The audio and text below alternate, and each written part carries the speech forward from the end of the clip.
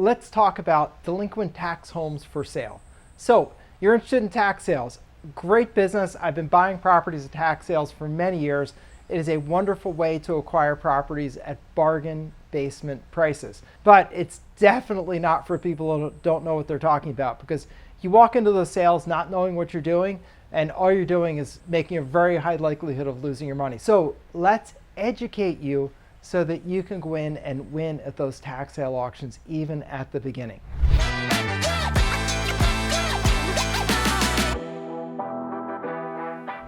So just to start with, some states offer tax deed sales and some don't. There are about 31 states where properties are available at the tax deed auction. In the other states, they sell something called tax liens, which is a financial investment and a way to get a high interest rate. That is not a way to get properties. So let's just talk about those 31 states. And for your convenience, I've put a PDF link down below that if you want to see a list of the states where they offer tax deeds and tax deed properties for sale, you can download that PDF and that will give you that information. So how do these sales work? Well, essentially, you're going to go to a public auction. Sometimes they're online. Very often they're live at the courthouse, either on the steps or more commonly in a ballroom of the courthouse. So you go to the auction and then the high bidder wins the property. And one of the great features about these sales is that in most places, and by most I mean the only one I know of that's different than this is two particular sales in the state of Pennsylvania. But in most places, the properties are sold free and clear of liens and mortgages, meaning even if that property has a lien on it, like a mortgage or a judgment lien or a mechanics lien or even an IRS lien, generally speaking, that mortgage is scraped off of the property, meaning it's no longer a lien on the property after that sale is completed. Now, there is some sophistication about this. Things like, for example, the IRS has a right to come back over the couple months following the sale and redeem the property, meaning pay you back for your bid and take over the property. Honestly, that very, very rarely happens. So rare, I've never heard of it happening. It can happen legally, but so rare. But these are things that you need to know because you need to plan for them. Like, for example, if you said, well, I'm going to buy that property and it has an IRS lien on it, well, you might want to know that for 120 days, the IRS could come back and buy the property from you by reimbursing you for your money. So you wouldn't want to, for example, try to resell the property because it wouldn't sell because the title company will put a stop to it. Or you may want to check if the IRS was actually notified of the sale. Or you may say, I don't want to do any fix-up work until that right of redemption is expired. Or you might want to know the way that you can get that lien released if you know what to do. So lots to learn. Most importantly, you need to learn about these sales before you set foot in that courtroom and you place a bid. Because when you're the high bidder, you pay cash right away, usually right at that moment of the sale or by the end of the day in cash, not something you can get a mortgage for because there's not the ability of mortgage companies to work in this venue. So you're putting down your hard-earned money. And when you're putting down that hard-earned money, you have to be very careful and know exactly what you're doing. So let's talk about the process. So the properties will be advertised anywhere from 45 to 60 days prior to the sale. That's a publicly accessible list, and you want to get it from the government agency that's holding the sale. There are commercial list providers that provide these lists. I don't like them. I don't use them. The reason for that is that these lists are dynamic, meaning they're updated on a daily basis. And why is that? Because the list is put out, say, 45 days prior to the sale. People are going to rush in and start paying their taxes. They're going to start entering into payment agreements. And when they do that, then that property is removed from the sale list. And so the county will take that and cross it off the list. They'll either just delete that line or more likely cross it out and say removed from sale. That way, when you're looking at the list, if you pull the list, say today, and then you pull it a week from now, you'll notice the list has a bunch of properties that have been paid off, meaning that that property is no longer going to be sold. So when you're checking out properties, like driving by them and looking at them online, then you don't want to look at ones that aren't going to be sold, right? So the commercial office providers are not pulling that list on a daily basis. They're typically pulling it once and then putting it up. So you want to make sure you're getting the information right from the source, which is the government agency. And generally those lists are free from government agencies, so why pay a service to get a list that you can get yourself for free? So when you want to get those lists, do a Google search. Google search, very simple. For example, DeKalb County, Georgia, tax sale list. So the name of the county, like DeKalb County, the state, Georgia, and then the word tax sale list.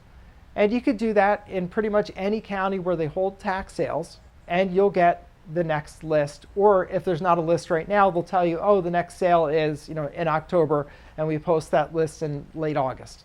Whatever it is, they'll tell you. So you want to do that. That will get you your list. And then you also, while you're there, get the instructions for the sale, meaning terms of sale. That's going to tell you how and when you need to register for the sale. Usually do that in advance. Don't wait till the last minute, because if you wait till the last minute, you're probably not going to be able to bid at the sale, because generally they close off the bidder registration at least a few days prior to the sale. So you don't want to be losing out your opportunity to bid because of that. So you're going to get this list, and then to start with, assuming that you're pretty far from the sale, meaning at least a week from the sale, but probably much longer, like 30 to 45 days prior to the sale, what I want you to do is just do electronic due diligence and your own common sense due diligence. What's that mean? First, cross off the properties and sections of town that you're not interested in. Maybe that is simply too far away. Usually these sales are county-wide sales, and it may just be way across the county where you're just not interested in going there. Or it may be in a section of the county you're not interested in. Maybe it's too run down, maybe it's too rich, maybe you couldn't afford houses there, I don't know. But rule out the places you don't want and just literally cross those off your list. And then start doing electronic due diligence, meaning look it up on Google Street View. So go to Google Maps online, put in the address, and then just use the little man you can drag down so you can get pictures of the area to look in. You drag the little man onto the street, and then you can look around and you can see typically the property that's being sold. You can see the street, you can see what the houses look like, and decide, is that a house you're interested in or an area you're interested in or not? If it's not, again, just cross it off. And so what you're doing is whittling down the list, because at the end you're going to need to drive by the properties you're interested in, and that takes time. You don't have time to do the whole list, because typically these lists are a lot of properties and there's not enough time to drive them all. So about 5 days before the sale, pull that list again, and that's when you're going to start driving the property. So pull the list again, and then take all the properties you're interested in and sort of transpose that onto the new list, meaning say, all right, of this new list and the most current list, here are the properties I'm interested in. And then you're going to get in the car and drive by those properties. We need to do that because Google probably hasn't driven by that property in a year or two. So it's not like they drove by it yesterday. So you need to put eyes on the property, because sometimes these properties are in very poor condition. Sometimes they're lost to tax sale because there was a fire or a flood or other problem, or even a collapsed house. So you need to put eyes on this property. So drive to the property, take a look from the street, and see if you see any signs of serious foundation or condition problems. So for example, look at the windows and doors. Are they rectangular? Are they square? Or are they twisted and racked a little bit? If they're twisted and racked, it's signs of a foundation problem. And you don't want to get involved with houses and foundation problems unless you're just planning on buying this property for land value and you're just going to scrape the house off. That's fine. But assuming you're just looking for maybe a fix and flip or something to live in or something to hold for rentals, foundation problems are not going to cut it. Also look at the roof line. Is the roof flat across, or is it bowed in the middle, or any other place, or is it absolutely crooked? Because when a roof line goes off, either it's bowed, sagged, or crooked, again, a sign of some sort of serious either structural or foundational problem, something you really don't want to be involved in. The other thing you need to be aware of is sometimes properties are let go at tax sale because they've had a fire or other major problem, flood, and so they can really be in terrible, terrible condition. So first look at the property from the street. If it's out because of that, just cross it out and keep driving. But if you do decide, okay, this looks okay, get out of your car and go approach the house and knock on the front door. And as you're walking up to the door, take a look and look in the windows as best you can without being, creepy, but at least glance, because sometimes you'll learn a lot just from that. Sometimes you'll see ceilings that are falling in because there's water that's intruding into the house. Water can be as bad as a fire, so that's very bad. It can make mold and everything else. One time I walked up to a house and it looked beautiful when I first drove up to it. It was a townhouse that was stone front, gorgeous, inner city property, but really nice section of town, really nice house. So I drive up and I see this beautiful house. I was so excited by it. So I get out of my car and I'm walking up, doing what I recommend you do, looking through the windows, and I look and I see, wait a minute, I see the sky through that window. So I go up to the window and look more closely, and sure enough, the sky was right through the window. So I'm looking at blue sky through the window. So I just sort of reached up a little bit, pulled myself up, and there was no house behind the facade. The facade was being held up because the houses to the right and left were still standing, but the rest of the house had collapsed into the foundation. And apparently the property had a fire a long time ago. And this was in the city of Philadelphia, and between the rain and the freezing and the thawing cycles, the whole house had just collapsed into the basement. So this was not a project that I was willing to take on. It wasn't worth paying the taxes to get the property because it would have been a bad deal, been more expensive to fix it than it would have been worth at the end. So this was a non-deal. And sure enough, some fool bought it at the auction, and he bought it because he didn't know. He probably just either didn't drive by at all or drove by and didn't get out of his car, and he's going to end up with a property that, it's just a loss. He's going to end up probably walking away from his bid because there's nothing to do with it. The money is not in that deal. It's just a money loser. So you need to protect yourself, and the way you do that is by doing your due diligence properly. So we get more into that, but for the purpose of this YouTube video, that's probably enough. Other things you need to learn about are the legal rules, the bidding rules, the payment rules, things like that. So get your conditions of sale, read them carefully, and definitely attend an auction or two when you're not planning on bidding at all. Get a feel for it, see how fast it goes, see what order things are sold in, and then check to see what things are selling for. Just spot check at least 3 or 4 of the properties that were sold and see, all right, what did the property look like? How much did it sell for versus how much was it worth?